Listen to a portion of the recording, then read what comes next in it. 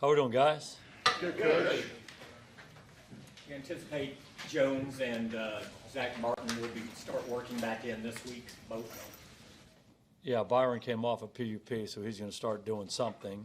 Don't anticipate Zach doing a ton right now. We have today's practice and tomorrow's practice. Wednesday will be a walkthrough, and we play Thursday, so not a lot of time. We'll have a couple practices at the outset of the week, and hopefully, as time goes, the guys who have been out will get a chance to get back with us. Does Byron follow a similar plan to what DeMarcus and Tyrone have done in terms of individuals and then kind of work your way out? Yeah, he's going to slowly get back into it and just kind of see where he is. He's been working really well on the side, but it's time for him to get going again. So he'll be out there for part of practice. What about Tyron Smith? Don't anticipate him doing much today.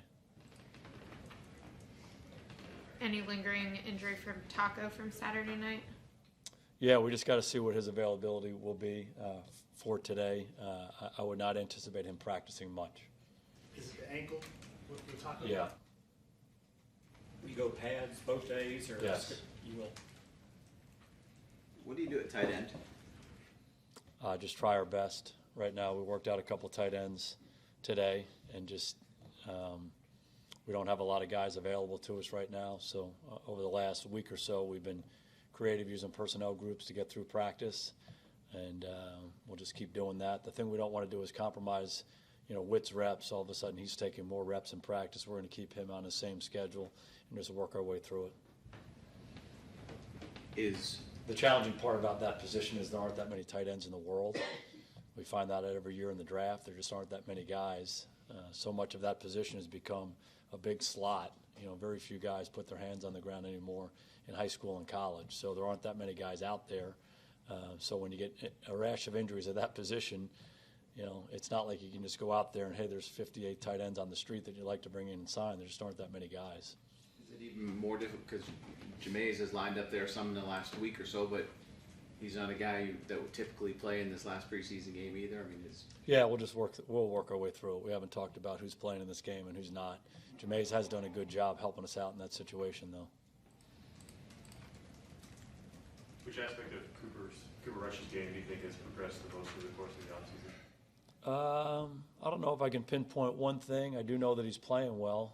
He's playing with confidence, and I think he's handling a lot of different things that happen in the game well. And that's really what his strength is. He's an instinctive player. He's got a good feel for playing the position.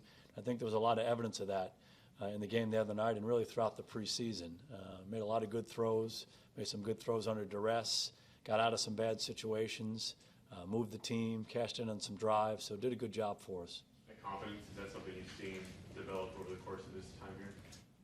Yeah, I mean, he played awfully well his rookie year in the preseason. So I do think he feels confident in his ability to come play at this level. But the more you're around it, particularly at that position, hopefully the more confidence you get. And he's worked very hard on his game physically, technically, his footwork, how he throws the ball, but also the mental part of it. And the big thing for those guys is just getting snaps in games. There just aren't that many snaps for quarterbacks in games. So you got to take advantage of them. You got to learn from them. He's done a good job of doing that. with Byron, how has he stayed engaged through this whole process with the team and staying on top of everything while also rehab? Yeah, he's been great. He's just a first-class guy. That's one of the things we loved about him coming out of school. And talk about the right kind of guy. He's all of that, and just goes about it the right way. He's got a tremendous spirit. Completely engaged with what we're doing, on top of his rehab like none other, and as connected with our team as you can be, given his circumstance. And he never had really down days. Obviously, this was a surgery that was going to kind of keep him out for a while, but he always had a good perspective, always pointing for this day. I feel like by the end of preseason, I'm going to be able to get back out there, and he's done a good job following through on that. Has a lot to do with his approach every day. How hard will the decisions be at defensive back? Looks as if you got like 10, 11 guys that are pretty good. Yeah, we're not really getting into that right now. We're going to focus on practicing today. And the biggest thing we've tried to do with the DBs, but with every position, is give guys chances to show who they are. And this will be a big week for a lot of guys on our team. These two practices and the game on Thursday night are great opportunities for guys to show that they belong. With Jones not in there and the extra snaps that gave Brown and Lewis in there to work in, how did both of those guys handle their opportunities? Yeah, I think they've done well. They really have. And, we've talked about this with a number of positions on our team, that certainly you want the starting guy in there, but it really gives you a great opportunity to evaluate other guys, backup players in those roles, working with the ones against the ones, and you find out a lot about them. And we felt good about those guys. They played a lot of football for us, and they've taken advantage of this opportunity really well. And a guy like Lewis who doesn't really fit the ideal prototype size-wise of what you want at the position, what has he done to still he gets your attention and he demands? He's just a really good football player. He was a good football player in college, and he's been a good football player for us since he's been here.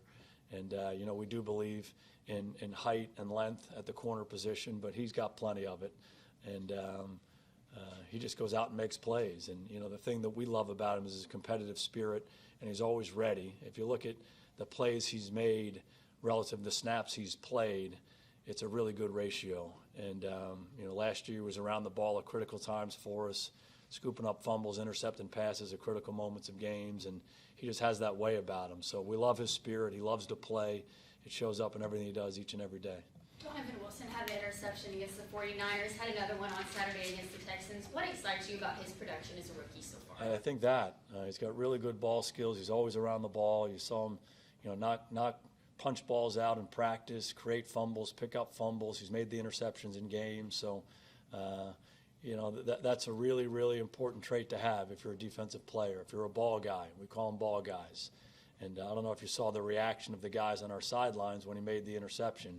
They're fired up for him. That was a big-time play, to be able to make that catch and get his feet down, and he's really done that all along. So, he's still a young player. There's a lot for him to learn, but if you have that trait to knock the ball out or make plays on the ball when it's in the air, you have a good chance to playing in this league for a long, long time.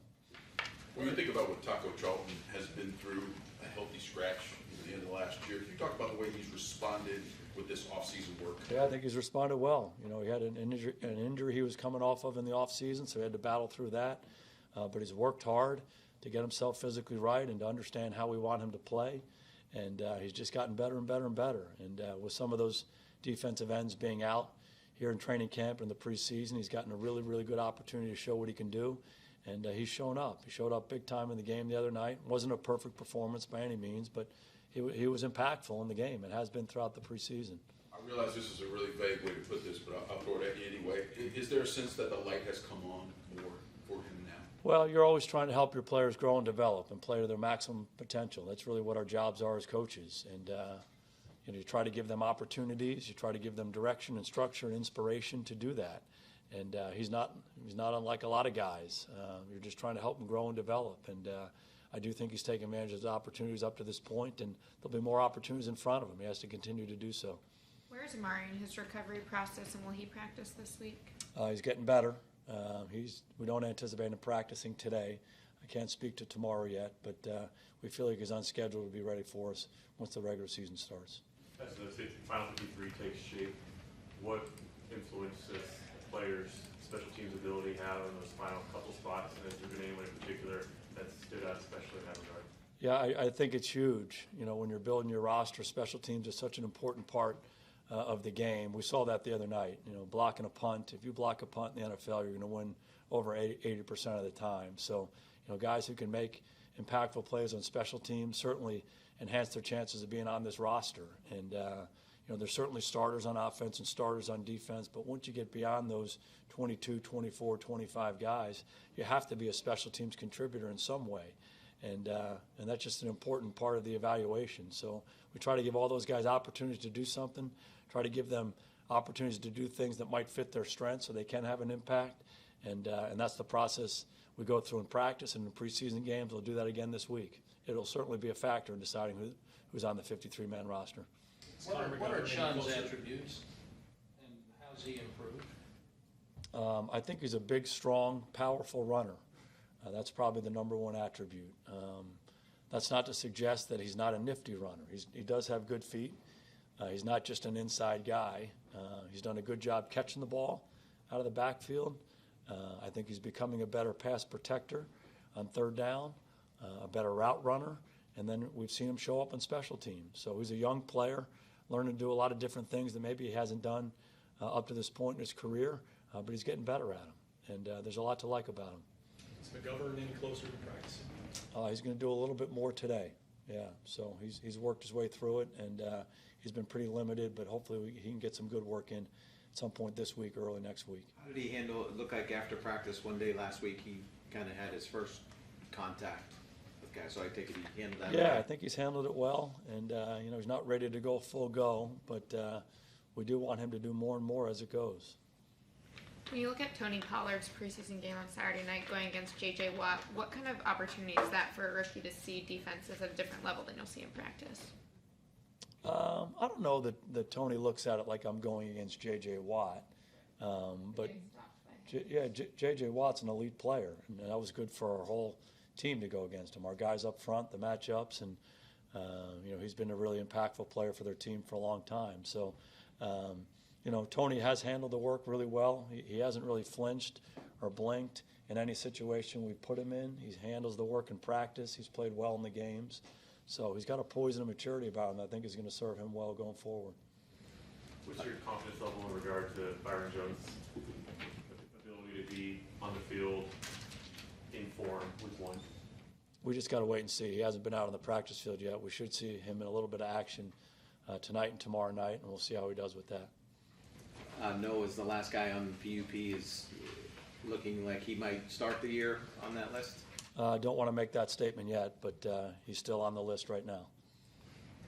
Jason, with your background in the league, having been a backup, do you have a special affinity for this week and the work that some of those guys who are trying to keep their NFL lives going have to go through this particular? Absolutely. It's a very, very important week.